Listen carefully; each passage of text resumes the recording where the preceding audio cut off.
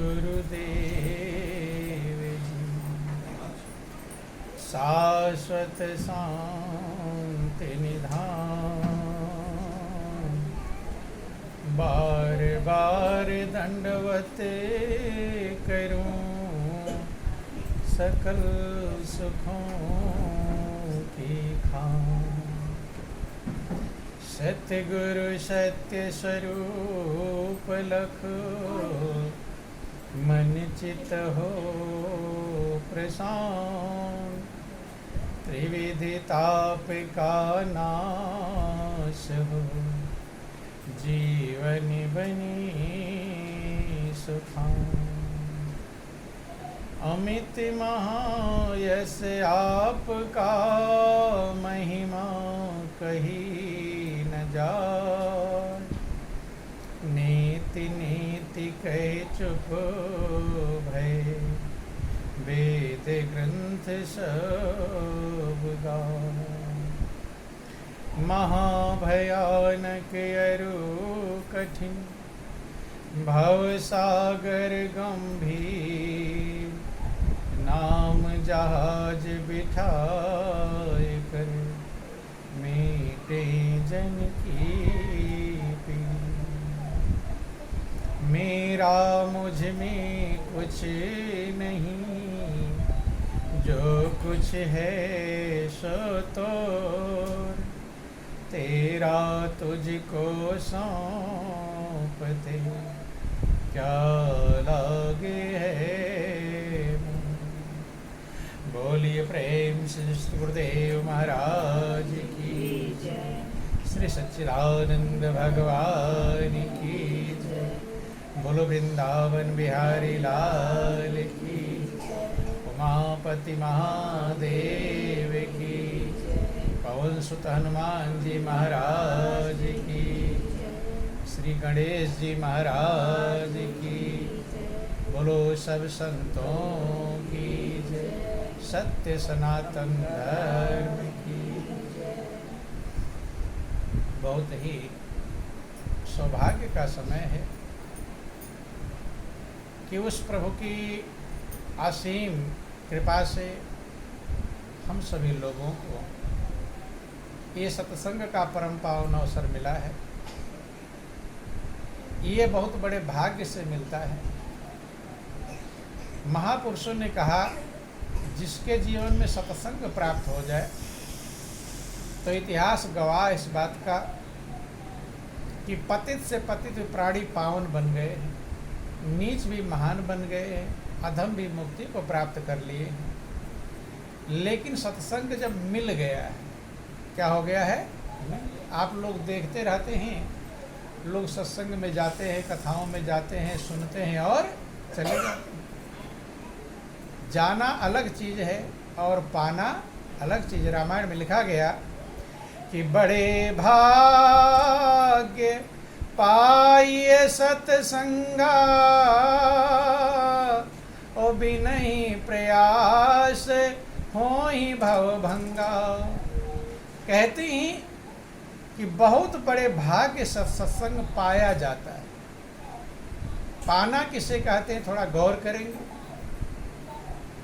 भोजन की थाली आपके सामने आ जाए, पास पहुंच भी गई है, लेकिन अभी आप भोजन को पाए नहीं। पहले भोजन प्रसादी पा लो आप। पाने का मतलब जब आपने उसे ग्रहण कर लिया और आपके अंदर पच गया, पाचन का काम हो गया, तब आपको उस भोजन का लाभ मिल पाएगा। नहीं थाली सामने भी आ गई और भोजन कर भी लिया, अगर पचा नहीं तो भी उसका लाभ नहीं। ऐसे सत्संग है। महापुरुष कुछ लोग सोचते हैं कि गए हैं, सत्संग सुन लिए, आ गए, बस हो गया मेरा कल्याण। और कथाओं वाले भी आप लोग कहते कथा सुन लो बस कल्याण हो जाएगा। देखो ध्यान देना, कहना अलग चीज़ है और समझना अलग चीज़ है। सुनने में तीन बातें आती हैं, वो सुनने में तीनों मौजूद हैं। पहला काम है सुनना और दूसरा काम है समझना। क्या है? समझना। अगर आपने सुन लिया और समझ नहीं पाए तो उसका लाभ मिलेगा? फिर उसका लाभ नहीं मिलेगा। अब आप किसी को कोई बात कहो, सुन तो लिया लेकिन समझ नहीं पाया, क्या काम करेगा? फिर दोबारा पूछेगा समझने के लिए। तो पहला काम है सुनना और दूसरा काम है समझना। तब भी अभी काम नहीं चलेगा। समझ भी लिए लेकिन जब तक उस काम को करेंगे नहीं तब तक वो काम होने वाला नहीं। कभी कभी बेटा पिता से पैसा मांगता है या पिता बेटे से पैसा मांगते हैं। आज का समय उल्टा हो गया है। बंधु, पिता ने मान लो बेटे से कहा कि बेटा इतना पैसे की ज़रूरत है मुझे, दवा लेने जाऊंगा, दे दो। अब बेटे ने सुन लिया और समझ भी गया कि पिताजी पैसे मांग रहे हैं, लेकिन समझने के बाद भी अगर पैसा नहीं दिया और चला गया तो पिताजी का काम होगा? फिर काम होने वाला। रामायण में लिखा गया सत्संग सुनने का मतलब है 3 बातें मौजूद हैं। पहला काम है सुनना, दूसरा काम है समझना और तीसरा काम करना। करेंगे तब कल्याण होगा और खाली सुनने से कल्याण नहीं। कि सुनि समुझहि जन मदीत मन, मजहि अति अनुराग, और लाहि 4 फल अछत तनु, साधु समाज प्रयाग। सुनते हैं, समझते हैं और डुबकी लगाते हैं, अर्थात उसका पालन करते हैं। तो कहते साधु समाज को ही प्रयाग कहा जाता है। क्या कहा जाता है? प्रयाग। 2 प्रकार की व्यवस्थाएं हैं, एक बाहर और एक अंदर। प्रयाग में आप सुनते हैं कि गंगा जमुना सरस्वती 3 नदियों का संगम है, तीर्थराज प्रयाग कहलाता है। महापुरुष कहते हैं कि जो संत समाज है वो भी तीर्थराज प्रयाग है। रामायण में लिखा गया कि मुद मंगल में संत समाजू, और जो जग जंगम तीर्थ राजू। इस तीर्थराज प्रयाग में जो डुबकी लगाता है, क्या करता है? डुबकी लगाता है। तो कहते हैं कि मज्जन फल पेखिए तत्काला, और काक हो ही पिक बको मराला। कौवे कोयल बन जाते हैं और बगुले हंस बन जाते हैं। वास्तव में बंधुओं, हम लोगों को जो मनुष्य की जिंदगी मिली है, ये मालिक की बहुत बड़ी कृपा है। ये बहुत बड़ी कृपा है। भगवान राम अयोध्यावासियों को समझाते हुए कहते हैं कि बड़े भाग्य मानुष तन पावा, और सुर दुर्लभ सब ग्रंथनि गाओ। हे भाइयों, आपके बहुत बड़े भाग्य हैं जो आपको मनुष्य का चोला मिला है। ये देव दुर्लभ है। क्या है? देव दुर्लभ है। देवताओं को जो चीज दुर्लभ है वो आपको मिली हुई है। ये मनुष्य का जीवन। बंद। अब सोचना, गौर करना, कितनी बड़ी कीमती चीज मिली है। सब प्राणी मांगते हैं कि हे प्रभु एक बार मुझे मनुष्य का जीवन दे दो। रामायण में लिखा गया कि नर तन सम नहीं कौन देही, और जीव चराचर जाचत जेही। मनुष्य के जीवन के समान कोई जीवन नहीं। तो जो महापुरुष कहते हैं वो प्रैक्टिकल में भी वो लागू होता है। वैसे भी आप गौर कर लेना, मनुष्य को सिर्फ इस पृथ्वी से हटा दीजिए और सारे प्राणी रहे तो कैसी लगेगी? मनुष्य ही पृथ्वी की चमक है। क्या है? चमक। बदलाव करता है, परिवर्तन करता है। मनुष्य को परमात्मा ने सबसे ज्यादा अक्ल दिया है। क्या दिया है? अक्ल। कितनी अक्ल है किसी के पास? बल जरूर है, शेर चीता हाथी भालू बलवान है मनुष्य से, लेकिन अकल मनुष्य के पास सबसे ज़्यादा दिया है। और उस अक्ल के बल पर ही मनुष्य शेर को पिंजरे में बंद करके रखता है कि नहीं? अक्ल से रखता है कि बल से? है अक्ल से। अगर अक्ल ना हो और बल हो तो हजारों को फाड़ चीर के अलग कर सकता है शेर, लेकिन मनुष्य को प्रभु ने जो अक्ल दिया है, अक्ल के द्वारा शेर को पिंजरे में बंद करके रखता है।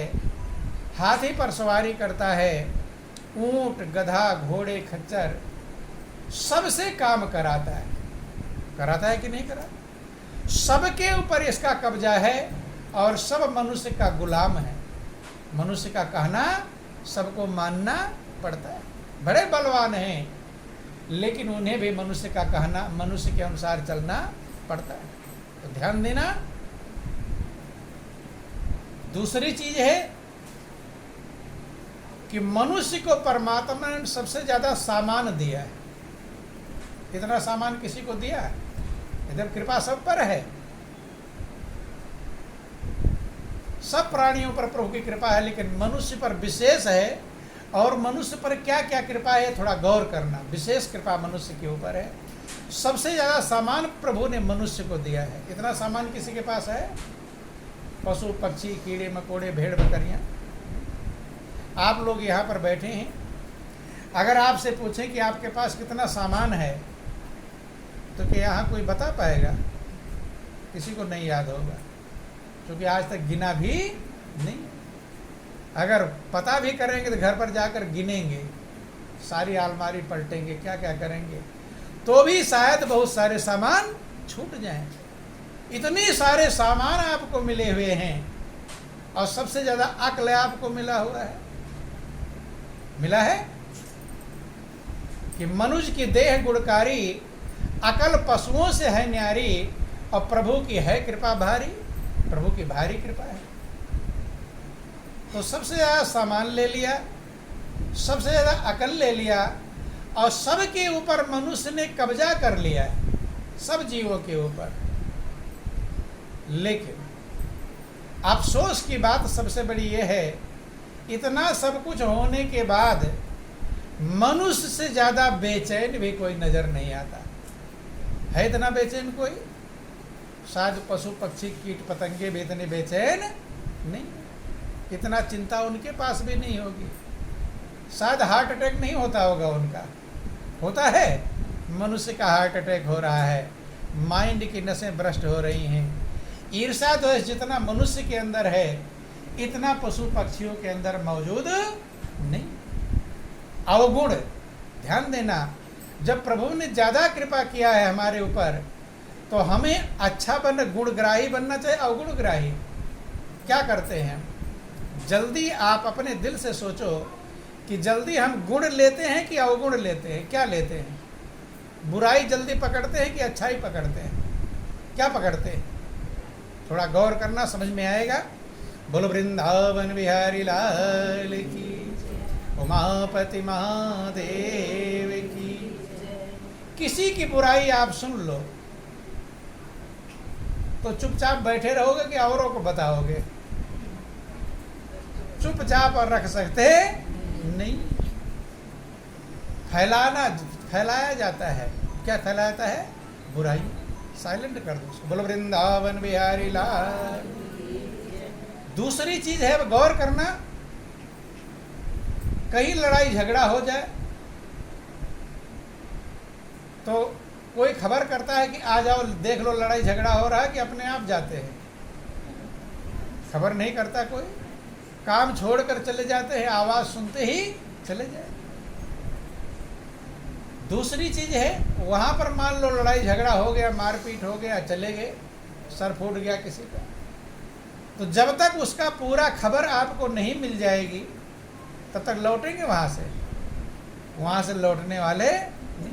एक से पूछेंगे, वो कहा मुझे भी नहीं मालूम, दूसरे से पूरा डिटेल में हम जानकारी लेकर आएंगे, क्या हुआ था, किसने मारा, क्या हुआ नहीं। लेकिन बंधुओं ध्यान देना, जब कहीं अच्छे काम में जाते हैं, सत्संग भजन में जाते हैं, प्रभु की चर्चा में जाते हैं, बोलो वृंदावन बिहारी लाल की, उमापति महादेव की। ध्यान देना, गौर करना, समझने का प्रयास करेंगे। जैसे आप कथा इत्यादि में जाते हैं, बोलो वृंदावन बिहारी लाल की, तो ध्यान देना, कहीं सत्संग भजन में गए, कहीं कथा में गए, थोड़ा लेट पहुँचे, तो क्या उसके बाद कोई पूछता है कि भाई मैं थोड़ा लेट आया था तो सत्संग में क्या सुनाया गया था, थोड़ा मुझे बताना? कोई पूछता है एक दूसरे से? झगड़ा तो पूछ लेंगे क्या क्या हुआ था, किसने मारा, किसने पीटा, नहीं है। लेकिन जहाँ सच्चाई की बात होगी वहाँ नहीं पूछते एक दूसरे से कि भाई हम थोड़ा लेट हो गए थे, उसके पहले क्या सुनाया गया। कोई पूछता है? चले जाए। उसकी चर्चा 10 जगह करेंगे बुराइयों की, लेकिन अच्छी चर्चा कभी। जब आप प्रभु की चर्चा सुनकर जाइए तो नियम कहता है कि जो आपने सुना है दूसरों को भी सुनाइए। अच्छा चीज़ बांटना चाहिए। वही बुद्ध का जिक्र आया, बोलो वृंदावन बिहारी लाल। महात्मा बुद्ध कहीं से गुजर रहे, शिष्य भी साथ में थे, साथ जा रहे थे। तो एक गांव में पहुंचे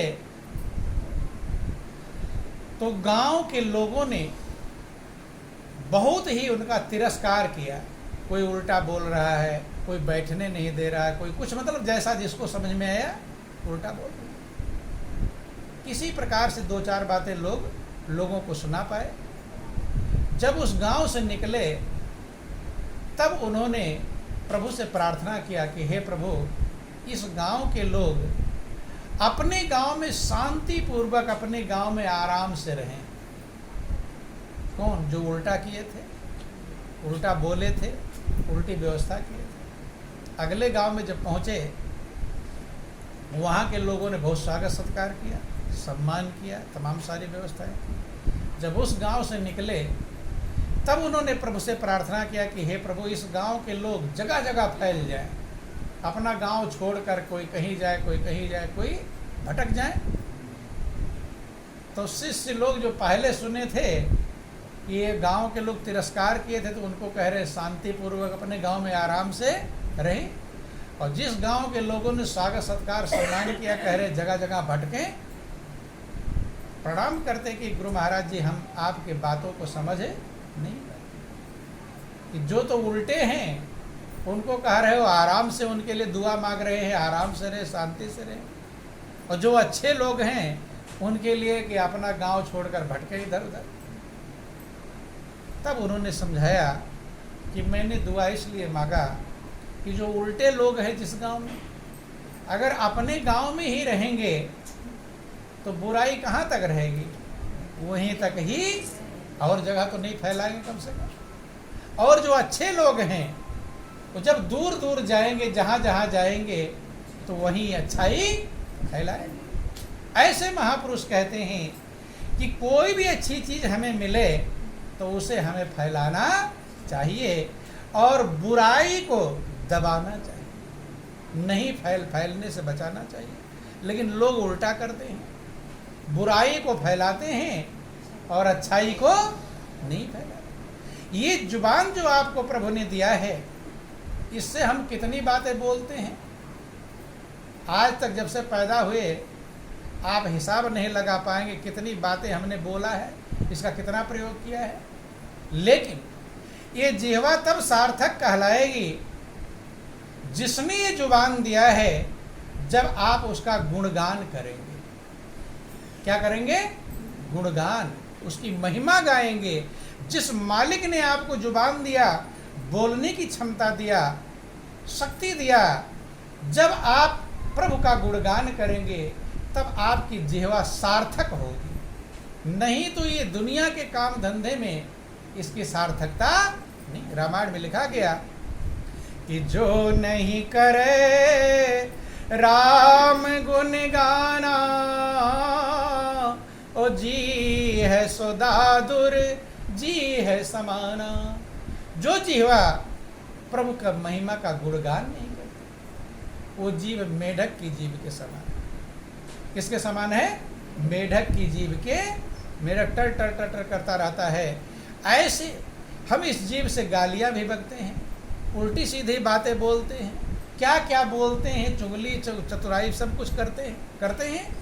लेकिन जिस मालिक ने जुबान दिया है उसकी महिमा, चलो ये सब करो कोई दिक्कत नहीं, लेकिन उसका गुणगान भी करना चाहिए, नहीं करना चाहिए।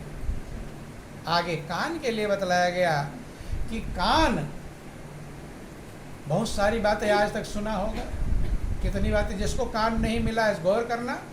चूंकि एक एक जो चीज़ प्रभु ने दिया है इसकी कीमत आज हम भले ना समझ पावें, जब ये लेने लगता है तब कीमत समझ में आती है। जिसको आंख दिया है ना, भले ना कीमत, कभी धन्यवाद भले ना दिया होगा कि हे प्रभु बहुत लोगों को आपने अंधा बनाया और मुझे आंखें दिया है, आपको बहुत बहुत धन्यवाद।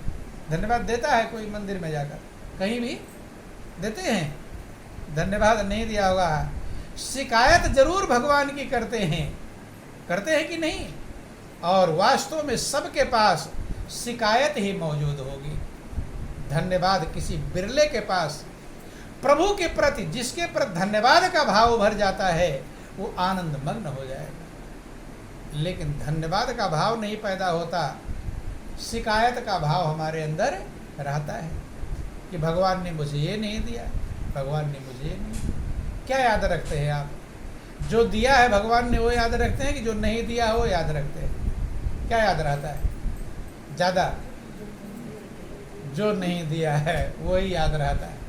और जब वो याद रहेगा तो बेचैन रहेंगे ही रहेंगे। जो दिया नहीं है और उसकी याद आएगी तो बेचैन रहेंगे ही, इसीलिए बेचैन हैं। अगर जो दिया है वो याद आना शुरू हो जाए तो आप आनंदमग्न हो जाएंगे। बंधु, जो जो दिया है उसका ध्यान नहीं है, और जो नहीं दिया है उसी का ध्यान है। तो नहीं दिया तो बेचैन रहेंगे। जिसको बेटा नहीं दिया उसको हरदम यही रहता है कि 4 बेटियां हो गई, ये बेटा नहीं। उसके दिमाग में क्या घूमेगा? बेटा बेटा घूमेगा। और जिसको बेटा दिया है वो ईर्षा द्वेष करता है कि मेरा बेटा तो ससुराल चला गया, ये हो गया, वो हो गया। जिसको दिया हो कदर नहीं करता है, और जिसको नहीं दिया है वो इंतजार करता है कि कब मुझे बेटा दे। उल्टा मनुष्य का स्वभाव है। तो महापुरुष कहते हैं कि जिसके अंदर धन्यवाद नहीं है, आज जो दिया है अगर इसका धन्यवाद नहीं दे पाओगे तो आज जो चीज़ चाह रहे वो भी दे देगा तो भी आप धन्यवाद कभी धन्यवाद नहीं दे पाएंगे। और जब तक आपका हृदय धन्यवाद से नहीं भरेगा तो आपका हृदय गदगद नहीं हो पाएगा, शांति नहीं मिलेगी, संतुष्टि नहीं मिलेगी। हम कह रहे थे कि ये दोनों आंखें प्रभु ने हमें दिया है। अपने दिल से पूछो, कभी धन्यवाद का भाव आया कि हे प्रभु आपको बहुत बहुत धन्यवाद।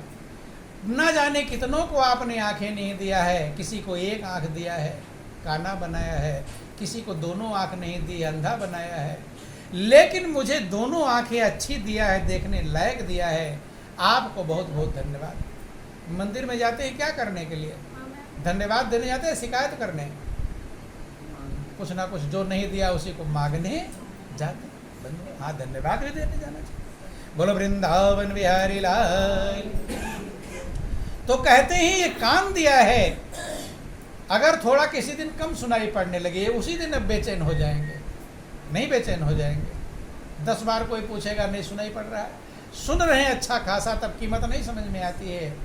जब नहीं सुनाई पड़ा तब मशीन लगवाएंगे, डॉक्टर के पास जाएंगे, ये करेंगे। एक तो रोने लगते हैं लोग कि अब तो मुझे मेरे कान में पता नहीं क्या होगा, सुनाई नहीं पड़ रहा है। क्यों? जब सुनाई पड़ा तब धन्यवाद कभी दिया। तो महापुरुष कहते हैं कि इस कान से हमने कितनी चीजें आज तक सुना होगा, लेकिन अगर प्रभु की चर्चा नहीं सुना तो ये कान सांप का बिल है।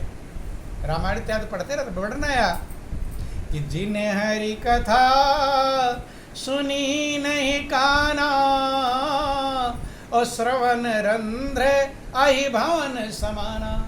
वो कान सांप का बिल है कि दुनिया की बुराई, ईर्षा, चुगली सब सुनते रहते हैं, लेकिन मालिक का गुणगान सुनने को मन तैयार नहीं, कान नहीं सुनता। आगे आंखों के लिए कहा गया कि आंखों से आज तक पता नहीं क्या क्या आपने देखा होगा, अच्छा बुरा, लेकिन आंख की सार्थकता कब है, आंख धन्य कब होगी?